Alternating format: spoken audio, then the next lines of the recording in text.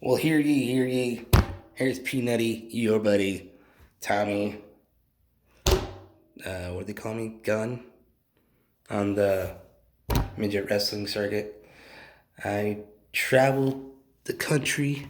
The whole thing behind that is I traveled the country for 9 years and did a lot of midget wrestling shows. Broke my elbow, had a head injury. Well, I mean, I got hair, so but you can see the scar in there somewhere. Um, just not too long ago, my last injury was I had a back injury. I had not even midget wrestling related. It was a car accident that I just so happened to be in the passenger seat, and next thing you know, boom! Ran into the back of the car, and the airbags went on, and the front of the car just smashed right into the engine and into the windshield and into my face. So, that whole sort of thing. And then months later, went back to work doing the midget wrestling thing. And actually, I quit midget wrestling a while back because I had a head injury, because of the head injury I had. And then ended up started telling jokes because I was the comedian guy. I was the one bringing all the comedy in with all the young guys that I was working with. And there was a couple people that recommended me.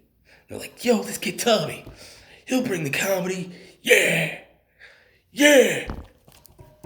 Yeah. So they turned around and gave me a call and was like, Tommy, we need you, man. We need you to come back and be the referee and, bring the comedy to the show. So I was like, all right, cool, sounds good. Came back to the show, and first injury I had after my head injury, broke my elbow in Baytown, Texas. It was pretty much my fault. We usually do 3 matches because we were getting paid for only 3 shows. So, but I bellied up to the bar, like so. Bellied up to the bar, and I was like, bartender, shots. I'm off work. So he lines them up, and there's people back behind me going, yeah, let's get the little guy drunk. So I turned around and I was like, yeah, let's get the little guy drunk.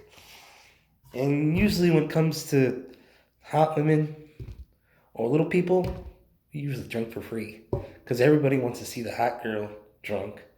And everybody wants to see a little person just blitzed out of their mind, drunk and acting a fool and being silly. And that's kind of a lavish lifestyle that little people have that not many average people have. To where friends of mine have been like, it's because you're short. It's because you're a little guy. It's because you're a dwarf, a midget, or whatever. By the way, the word midget is not a good word to use to the average little person that you'd see out in the public. If you were to call any little person the M word, as I usually call it, but it's, just to let you know what it is, midget, just make sure you cover up your groin, or just make sure you run and duck and cover, because they either might throw something at you, come running after you, or just start cussing you out, which usually doesn't hurt, and but you're gonna feel bad because you probably made little guy mad, or you're probably gonna be getting like, oh man, I made little guy mad. It's so funny, which is not right, and you know it. That ain't right at all. That's just messed up. If you were that kind of person, you just sit there and get off on somebody being mad over something that you did, then over something that you could have avoided, over something that you know was wrong, then that just makes you a weird, sick individual that needs some kind of manner readjustamento. Yes, a readjustment. That sort of thing. Anyway,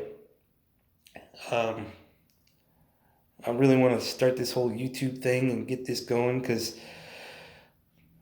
I don't want to go back to doing the same things I've been doing. And I think YouTube, I have a lot to offer. I have a lot of content that I can give to you and some stories that I can, project and share with you and, give you a part of my world and just to give you a little taste of where I've been and how I've lived and, the life that I've traveled. Uh, like I said, I did midget wrestling for 9 years from 2010 Cinco de Mayo, 2010. They, I met him at my job, which happened to be a strip club, and they came down and I was getting ready to leave. My boss comes up to me and goes, Tommy, don't leave. I just got a call saying there's a bunch of little midget wrestlers coming in. We're going to set them up a VIP spot at the end of the catwalk. I'm like, what? I'll help you. So they turned around and they came in. And I turned around and I shook their hand and I introduced myself. I got to meet the driver. I will name their names later once they give me permission to give out their names. And I met the owner, the road manager. And one of the wrestlers that just so happens not to be with us anymore today. He was a good friend of mine, and I mean, he taught me a lot. He was the first person to teach me how to do a back bump. He was the first little person to show me how to do a back bump. The first person that made me do a back bump was our manager, which pushed me over to the little person and had me flying, which after I landed the back bump, I got so excited that popped right back up and I was like, do it again, do it again, do it again. So I really wanted to get really good and I wanted to, perform the job and get everything down and make the show look good. So that way, start making good money and start being a wrestler. Because at the time when I first joined, I was a referee. So I can get like a front row seat of what was going on. And learning how to do the count and learning how to count them out and learning how to make sure they were okay to continue. And I don't know, it was all kinds of stuff. It was pretty cool. But midget wrestling, it's quite the journey. It is definitely a world it's a rock star lifestyle. It really is. I mean, not quite the status of a rock star, because the rock stars can pretty much get, a lot of free stuff. I mean, we did, but not like a rock star. I mean, we got things to a certain extent free, like alcohol and, other things that will remain nameless or remain unmentioned. Me, myself, I was a clown for a while. I had a lot of jobs before I found this one. And this was a blessing because it was finally something that consistent that I can do that, that I did consistently on a continuous basis. And finally gave me something to look forward to and something to encourage my heart that I had finally a job, a niche, or something to get my finances going. And it did me pretty well. I mean, it helped me get a car and helped me pay off some bills. And, I was getting ahead there for a minute. And then I got caught behind because I had a couple accidents, head injury and the elbow injury and now the back injury, which now I got to have I don't even have the cane with me right now. I decided to use the walls and the rails to get over here. But, yeah, it's been quite the journey. And I am just ready to share my journey with you. It's definitely a lifestyle of, I don't know, any little person that is just trying to get out of their funk, out of their, out of their depression was definitely a good starter to get you moving and motivated. But the downside to this whole midget wrestling thing is that there is no benefits. I mean, there's underground benefits, which is, you know, like the lifestyle of a rock star, those kind of benefits. But there's no health, no dental, no retirement, no no incentives, no gratuities. I mean, we did get free water. We did get free Red Bull. Every once in a while, we get a free bar tab, which was a bad idea because our boss always knew it was a bad idea. Or sometimes we would get a tab and it would end up being like three, four, five, six, seven, $2,000. And my boss would look at this thing and be like, "You, come here. What did you drink? You owe me this much. You owe me $300. You, you owe me 125. You, what'd you drink? Vodkas? Drink vodkas? Is this you, vodka? Yeah, that's you. See that? You're racking that up? Yeah. See what that says right there? $80. Pop it up. And who's the one that likes to drink Coronas and liquid marijuanas? This guy. So a lot of those I introduced to my boss and he likes them. I introduced to a couple other people and they liked them. So at first they all knew it was me. And then as time went on, there was a couple times where a couple of those marijuanas were not mine, but I ended up paying for them anyway because I'm the one that introduced it to our industry, our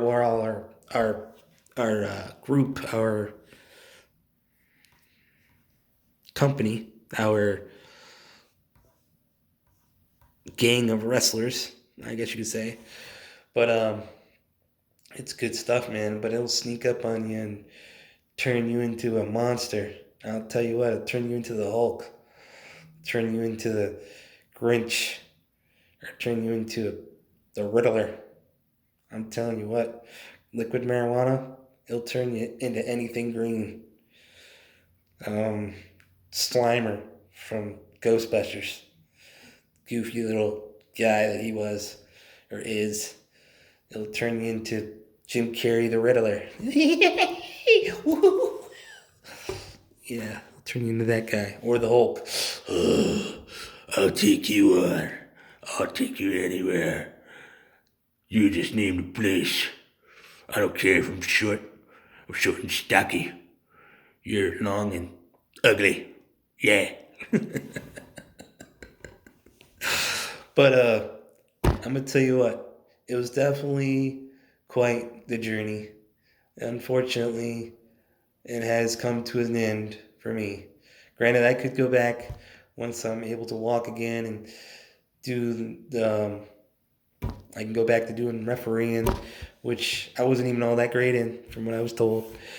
I mean, I did my thing though. I mean, I stood in the corner and I was just trying to stay out of the way as much as possible because there were a couple times where, you're sitting there, you're trying to be active, and next thing you know, somebody's getting your attention outside the ring, and next thing you know, boom, you're getting hit by one of the guys, and they're looking at you like, "Get out of the way, Tommy," and you're like, "Man, my bad, sorry." So yeah, it was it got a little hectic sometimes in there, and then there was a few times where I don't know, I ended up doing the 1-2, and then nobody told me what the finishing move was, so I waited to see if that was the end, and I looked silly because I was going 1, 2, and I stood like this for the longest time, trying to make a dramatic effect, and then all of a sudden I'm at 3, and it just made me look like a fool. My boss turned around after the show, or after that segment of the show was over, or after that match was over, my boss comes up to me, he goes, "Tommy, what did you do wrong?" He looks down at me like this. "You know what you did. You must count to 3 no matter what. I don't care if they pop up or not. They'll let you know if the show is over, and then you turn around and just say, 'Hey, that was only 2, da da da da,'" which, I learned after a bit. But there was times that I was just like, hesitant. And I'm not perfect. Even when I was a wrestler, I messed up on some of the moves, and the guy I was wrestling, I'll mention his name later. I want to get his permission first. But he was a great teacher. He was a great mentor. He taught me a lot.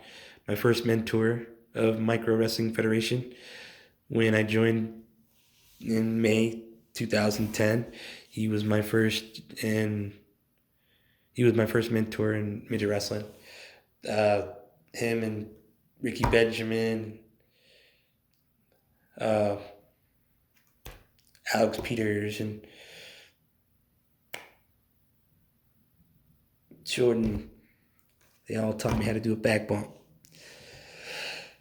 Which I know I just said they remain nameless, but some of you don't know who those people are. And some of you will learn, and I'll show you. I'll pop up some pictures and some video or whatever. I'm like, this is us. We were those guys. And it was quite the lifestyle. We stayed in some really nice hotels. And we also stayed in some really bummed hole-in-the-wall hotels to where some things are going on next door that you don't want to see going on next door. Like, I'm pretty sure you've been to some... Is that coming off of me? Yeah. I'm getting over a cold. I don't know if you can hear it. You can probably hear it. And I think my nose is running. Running away from me. I better go catch it. Anyway, midget wrestling gave me something to look forward to because it finally gave me a niche to where I was making some good money. I always felt like there was going to be more money coming in, so I spent it like crazy. Spent a lot of it, reuniting some of my family together. I spent a lot of it trying to gain a relationship. I gained a fiance, couple fiancés that will remain nameless. There was a handful of fiancés that I acquired in my travels that I fell in love with, and they fell in love with me, and we fell in love with each other. And it was quite the coming together. It was quite the story to how it all came about and how we met and how I met them. And a couple of one I met in a hotel.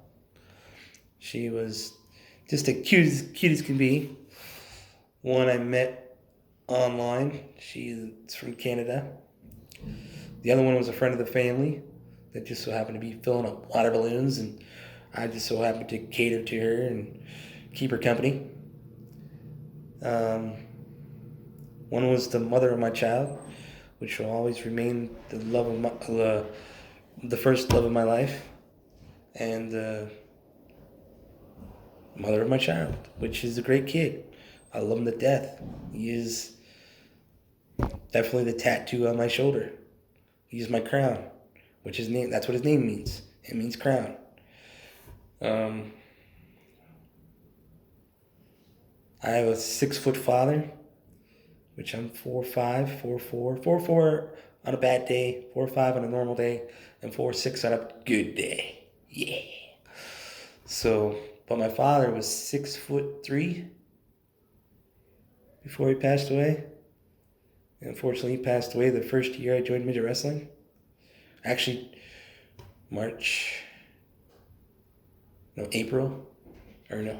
February, March, April, May. 4 months later.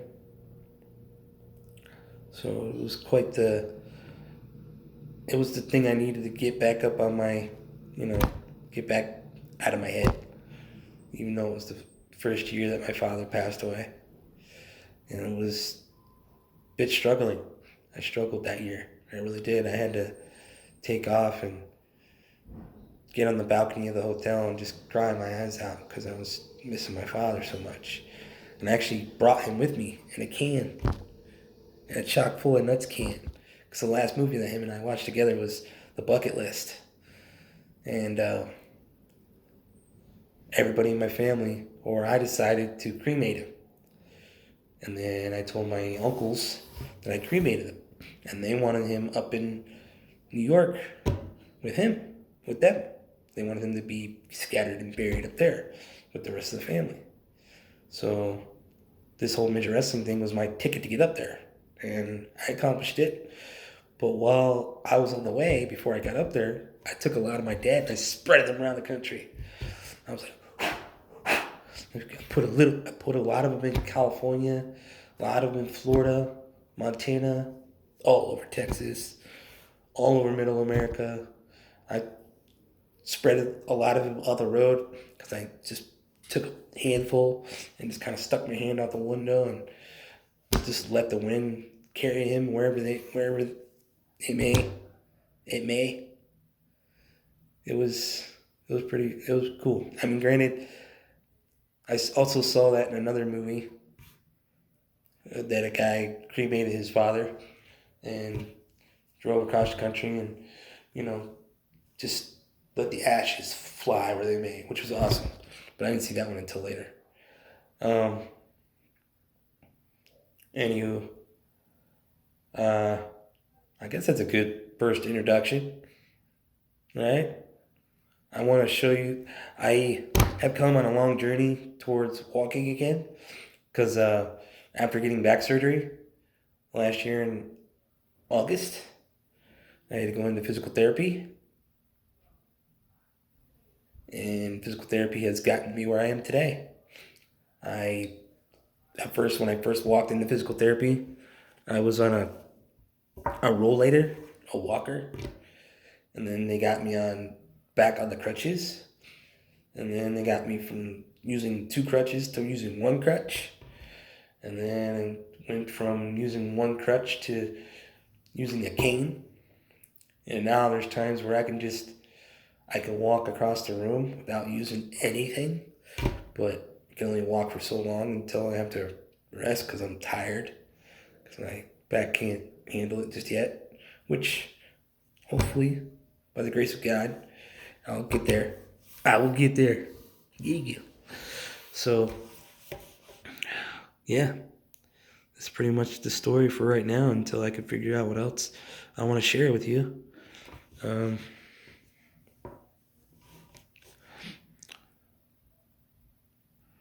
am a product of both sides of this country.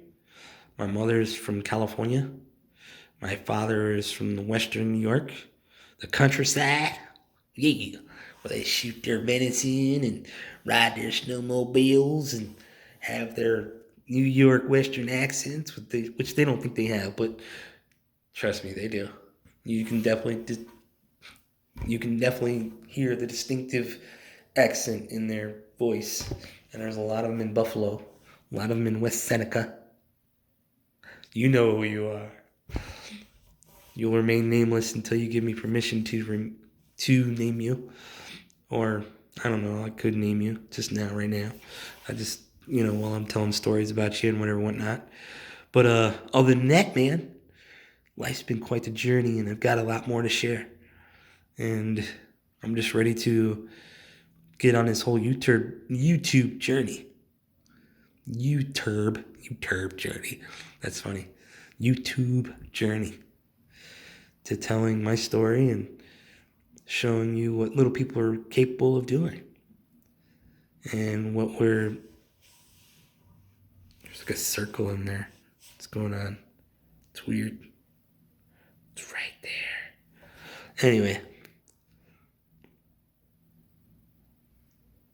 I don't know what else to say. I just know that this whole back injury has helped me understand where my life needs to be going, what direction it was, what direction it was heading in, and what direction it needs to head in. And definitely that direction is keeping God first, no matter what.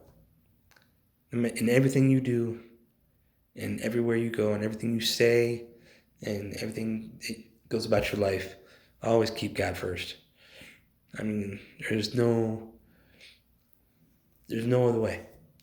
That's why in the Bible it says He is a jealous God.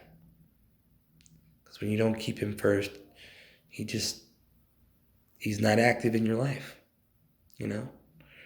And it's like your family just turning their backs on you, you know? And you don't want that. You don't want that at all. And there's other religions that I've studied and other avenues I've taken. There's a couple studies that I understand that have made Christmas not a Christian holiday. It's actually a pagan holiday. And Christians have adopted it or adapted into it to make it a Christian holiday because of Christ and Christmas. But it's actually a pagan holiday, which today is Christmas. Merry Christmas to you, to you down there, and you back there, and you up there. I see you. You're pretty. Yeah, yes you are. You're pretty too. You, not so much. But you're a dude, so I'm not gonna sit there and say you're pretty. I mean, even though there's some dudes out there who say that you're pretty, you're a pretty dude. Which, I don't know, I think I've said maybe once or twice towards some people that I probably shouldn't have. So, anyway. But, I just want to say this is going to be a great journey. We're going to have fun. I'm going to show you some ins and outs of what it's like to be a little person, of the journeys that I've taken, on the trips that I've taken traveling underneath a bus, a Greyhound bus, for free. Granted, I know I could say that all day and I got absolutely no proof because back then we didn't have cell phones or digital cameras or disposables. Or did we? I think we did have disposables, but it'd be kind of weird if you pocketed one. I mean, it's not like we were, carrying around a disposable camera in our pocket just out of random. Oh yeah, don't worry, man. I've got the picture right here. Got you, bruh. Yeah, we didn't do that. Nobody did that. Maybe some of the women did and had them in their purse. Maybe some of the guys did. They had in their man purse or their satch, or whatever you want to call it, their man bag.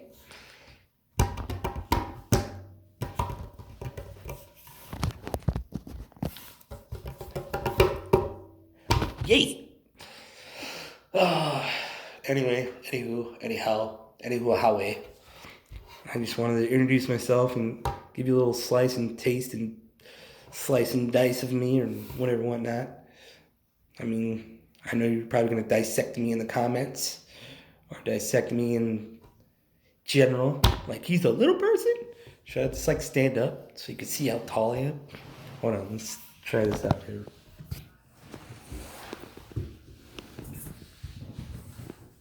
Ayataka. Oh, that's my word. Don't use it. Don't steal it. Ayataka. Sounds like Spanish or Indian or something. Anyway. Alright. Let's see how I'm going to do this. Let's see how I can show you how tall I am. I'm still having trouble walking here. So...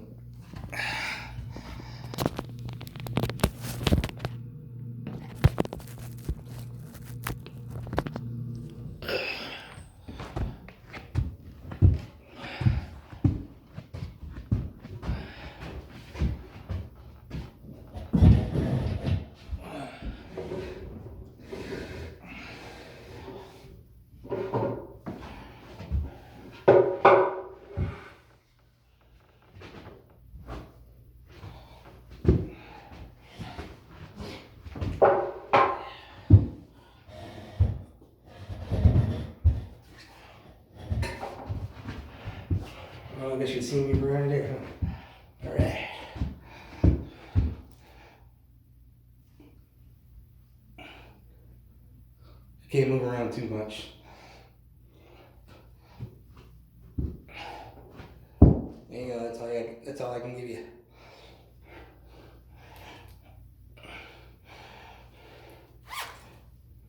Oh, this was his attitude. Oh, you got that car. Okay.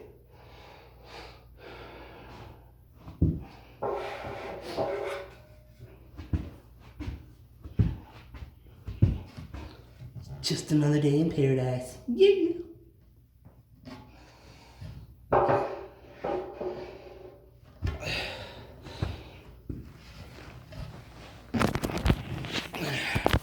Alright, well, I think that's a good first video. What do you think, people? You think that's good? I think that's good.